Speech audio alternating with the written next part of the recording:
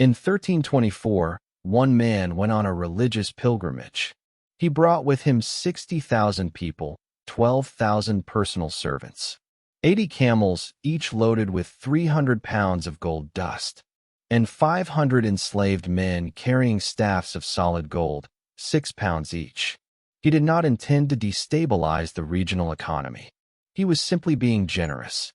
By the time Mansa Musa of the Mali Empire returned home, he had flooded the Mediterranean gold market so completely that the price of gold collapsed across Egypt, North Africa, and the Arabian Peninsula, and did not recover for 12 years. This is not mythology. These figures come from Ibn Khaldun, al-Makrizi, and contemporary Arab scholars who documented the aftermath in economic detail. The disruption was real, measured, and severe. Modern economists and historians who have attempted to quantify Mansa Musa's total accumulated wealth, his gold mines, salt deposits, land, trade routes, and holdings, have placed estimates between $400 and $415 billion in today's currency. That would make him, by nearly any methodology applied, the wealthiest individual in recorded human history. He was a West African king. He was Muslim, educated, multilingual, and an administrator of a state that spanned 2,000 miles. He was not a footnote. He was an economic force of nature. And the story of what happened when he moved through the world in 1324 is a story about power, markets, and what it actually means to hold wealth at scale. To understand the 1324 pilgrimage, you have to first understand the state that produced it. The Mali Empire at its height, roughly from the late 1200s to the mid-1400s, controlled nearly half of the world's gold supply. Let that number sit. Half. In the 14th century, gold wasn't simply currency. It was the mechanism by which European and Arab economies valued everything else. Salt, spices, textiles, grain, all of it was ultimately priced against gold. And the mines that fed that supply were in sub-Saharan Africa, Bambouk, Bure, and later Akan, all under Mali's administrative reach. The empire's territory stretched from the Atlantic coast in present-day Senegal, east to the bend of the Niger River, encompassing what is now Gambia, Guinea-Bissau, Senegal, Mali, Burkina Faso, and parts of Niger and Mauritania. Its capital, Niamey, was a center of Islamic scholarship and trade. Timbuktu, under Mali's jurisdiction during Musa's reign, was home to the Sankore Madrasa, which by the 14th century had enrolled tens of thousands of students. This was not a peripheral civilization. It was central to the world economy. Mansa Musa came to power in 1312 after the previous king, Abu Bakr II, departed on an Atlantic expedition and never returned. Within a decade, Musa had expanded the empire, stabilized its trade networks, and developed the administrative infrastructure that made the 1324 pilgrimage possible. The Hajj, the pilgrimage to Mecca, is one of the 5 pillars of Islam. For a Muslim ruler of Musa's standing, making the journey was expected. What was not expected was the scale on which he chose to do it. The entourage that departed Niamey in 1324 was organized with military precision. 60,000 men, soldiers, scholars, merchants, administrators, poets, and servants. 12,000 personal servants, each one reportedly wearing brocade and Persian silk. 80 camels loaded with 300 pounds of gold dust each. 24,000 pounds of gold, 12 tons, just for daily expenditures along the route. There were also the herald carriers, 500 enslaved men, each carrying a golden staff weighing approximately 6 pounds. 1,200 miles of camel column moving through the Sahara and into Egypt, toward Mecca. Everywhere the caravan stopped, Musa gave. He built mosques at each city where a Friday fell during his journey. He distributed gold to the poor in every market.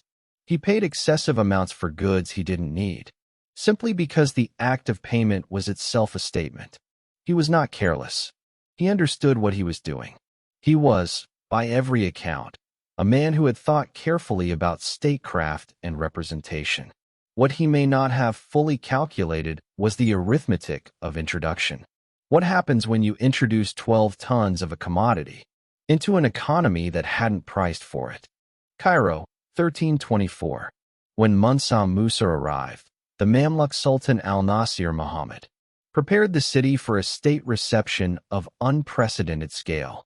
Musa's entourage remained in Cairo for 3 months. During that time, the caravan's spending and Musa's extraordinary generosity flooded the local market with gold at a pace that completely overwhelmed the city's existing pricing structure. Al-Makrizi, the 15th century Egyptian historian, documented the aftermath precisely. The price of gold in Cairo fell so sharply that merchants and traders who had priced their goods in gold found themselves underpaid. For years after Musa had departed, the standard economic estimate is a 10 to 25% decline in the purchasing power of gold across North Africa and the Arabian Peninsula, sustained for 12 years. To put that in contemporary terms, imagine if a single actor, in a matter of months, devalued a reserve currency by 10% across an entire trade region. That is what happened. And it happened because of generosity, not malice. The Egyptian spice market was disrupted. The textile trade was disrupted. Regional lenders who had issued loans denominated in gold found the real value of their repayments reduced. Merchants who had stockpiled gold as a hedge found their hedge worthless. On the return journey, Musa attempted to correct the damage.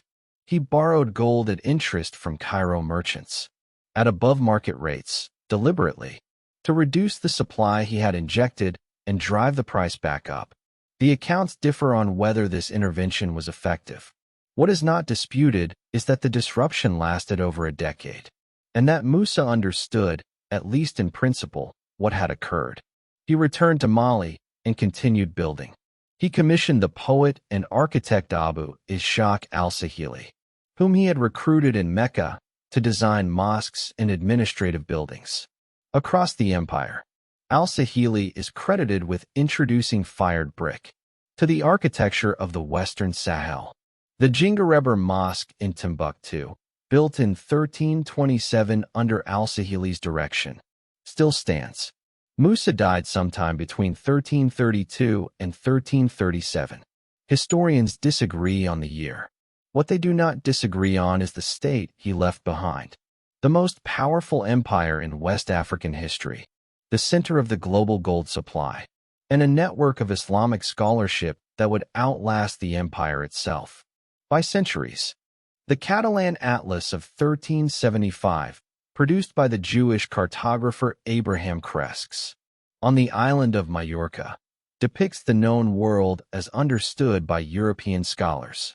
Half a century after Musa's death, in the section representing West Africa, there is an illustration of a seated king on a golden throne, holding a golden orb and scepter crowned in gold. The caption identifies him, Musa Mali.